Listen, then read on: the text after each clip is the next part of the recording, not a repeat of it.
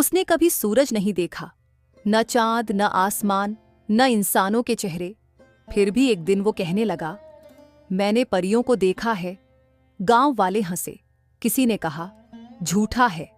किसी ने डर के मारे अपने बच्चों को उससे दूर कर लिया। पर उस रात जब पूरा गांव सोया था, एक घड़ा खुद ब खुद जमीन से उठकर हवा में तैरने लगा और उसके अंदर से आई एक आवाज, विक्रम, अब तू देख सकता है। गांव के बाहरी छोर पर एक टूटी फूटी झोपड़ी में विक्रम नाम का युवक रहता था। 30 साल का था, पर दुनिया के रंगों से अजनबी। जन्म से अंधा था। उसकी आंखें थीं पर उनमें रोशनी नहीं थी। मगर उसकी उंगलियों में एक अनोखा जादू था। वो मिट्टी से ऐसे घड़े बनाता था जैसे कोई भाव गढ़ रहा हो। उसके बनाए हुए घड़े बस बर्तन नहीं, कहानियां थे। हर घड़ा जैसे किसी भावनाओं की छवि हो। गांव के लोग उसकी कला के कायल थे। कई बार पूछते, विक्रम, तू देखता नहीं, फिर भी घड़ों पर इतने सुंदर डिजाइन कैसे बना लेता है? विक्रम मुस्कुराकर कहता, जो देख नहीं सकता वो महसूस करना सीख जाता है।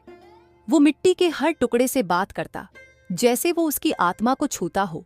मगर उसके भीतर एक अधूरापन हमेशा रहा, एक ख्वाहिश जो किसी को कभी बताई नहीं, परियों को देखना। बचपन में उसकी दादी उसे परीलोक की कहानियां सुनाती थीं। कैसे परियां आसमान से उतरती हैं, कैसे उनकी हंसी में फूल खिलते हैं और कैसे वो किसी के छूने से किसी का दर्द मिटा देती है। विक्रम उन कहानियों में जीता था। वो सोचता, काश एक बार परियों को महसूस नहीं, सच में देख पाऊं। एक शाम गांव में सालाना मेला लगा। झूले, मिठाइयां, ढोल और नाच गाना। मंदिर के पास एक बड़ी बैठक लगी जहां एक बूढ़ा कथावाचक परीलोक की कहानी सुनाने आया। सैकड़ों लोग जमा थे। विक्रम भी अपनी लाठी के सहारे वहां पहुंचा।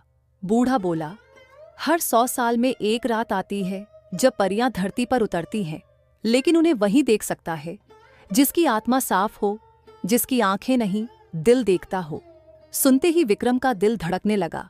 क्या ऐसी कोई रात सच में होती है? क्या आज वही रात है?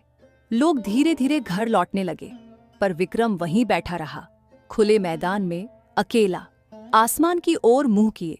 उसने फुसफुसाते हुए कहा, अगर तुम सच में हो तो एक बार आओ, मुझे दिखो।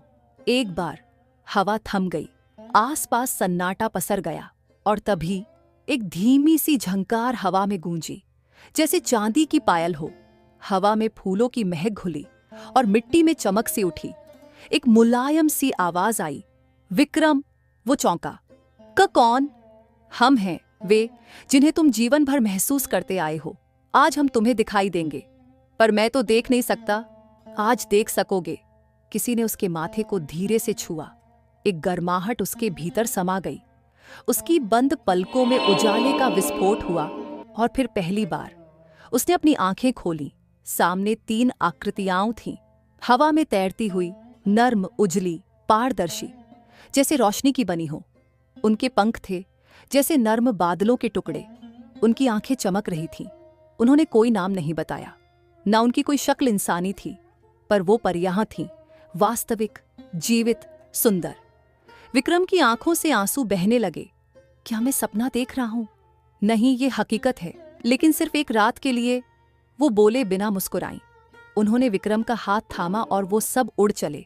हवा में, आसमान के नीचे, धरती से ऊपर।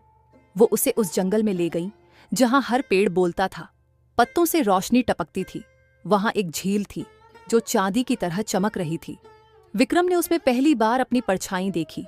उसने खुद को देखा, अपनी आंखें, अपना चेहरा और पहली बार अपनी हंसी।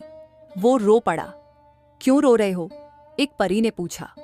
विक्रम बोला, क्योंकि मैंने ये सब कभी नहीं देखा और अब जब देख रहा हूं तो डर लग रहा है कि सब खो जाएगा। एक परी ने कहा, जो तुमने आज देखा वो अब तुम्हारे दिल में है, उसे कोई नहीं छीन सकता। उन्होंने विक्रम से कहा कि वो चाहे तो आज रात कुछ भी मांग सकता है। विक्रम बोला, मुझे कुछ नहीं चाहिए, बस एक घड़ा बनाना है, ऐसा जो मेरी आज की रात को संजो ले। उसे एक मैदान में ले जाया गया जहां सुनहरी मिट्टी थी। परियों ने उसे मिट्टी दी और वो वहीं बैठकर अपना सबसे खास घड़ा बनाने लगा। उसकी उंगलियां चलती गईं और घड़ा बनता गया। वो घड़ा साधारण नहीं था, उसमें उस रात की सारी झलकियां थीं। झील की परछाई, उड़ते बादल, नाचती रोशनी और 3 चमकती परियां। वो घड़ा बना तो गया, परियों ने उसमें अपना जादू डाला। वो बोली, अब यह घड़ा हमेशा याद दिलाएगा कि तुमने क्या देखा था यहां इस रात। धीरे धीरे सुबह होने लगी। परियों ने कहा, अब हमें जाना होगा। विक्रम ने मुस्कुराते हुए कहा, मैं अंधा था, हूं और शायद रहूंगा, पर अब मेरा दिल रोशन है। उन्होंने उसका माथा फिर से छुआ। रोशनी बुझ गई, उसकी आंखें फिर से बंद हो गईं, पर वो मुस्कुराता रहा। अगली सुबह गांव वालों ने देखा, विक्रम के आंगन में एक घड़ा रखा था जो धीमे धीमे चमक रहा था। कोई कहता, ये किसने बनाया? कोई कहता, ये जादू है। पर विक्रम कुछ नहीं बोला, बस अपनी लाठी उठाई, घड़े के पास बैठा और फिर से मिट्टी में हाथ डाल दिया। और दूर कहीं हवा में वो झंकार फिर से गूंजी। तो यहाँ पर खत्म होती है आज की कहानी। उम्मीद है आपको पसंद आई होगी। लाइक और सब्सक्राइब करना ना भूलें। धन्यवाद।